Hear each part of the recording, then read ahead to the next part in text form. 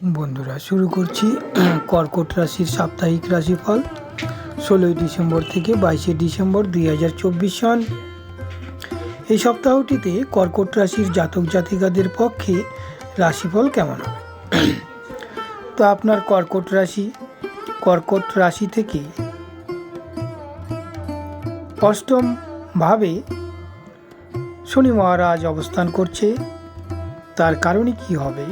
অষ্টম ঘর থেকে ক্ষতি, কারাবাস, বিভিন্ন প্রকারের অপচয় ইত্যাদি নির্দেশ করে এবং সম্পর্ককে নষ্ট করে।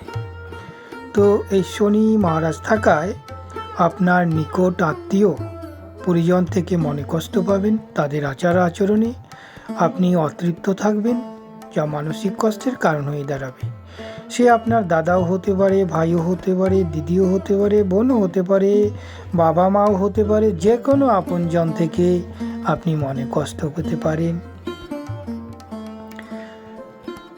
মানসিক কষ্টের কারণে শনি মহারাজ অষ্টমে অবস্থান করার ফলে তাই আপনাকে এইসব বিষয় নিয়ন্ত্রণ করার জন্য মানসিক অবস্থাকে অন্য খাতে প্রবাহিত করা উচিত, মনোসংযোগ করা উচিত।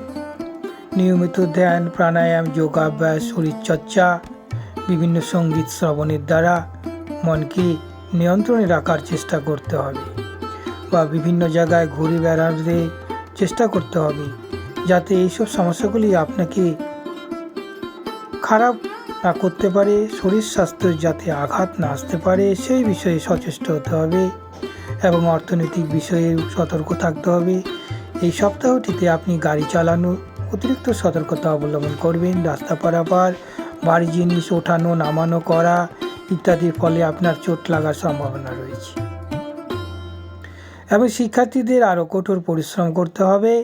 এই সপ্তাহটিতে কর্মফলের দেবতা শনি মহারাজ অষ্টমভাবে অবিরাজমান, তাই আপনাকে কঠোর পরিশ্রম চালিয়ে যেতে হবে।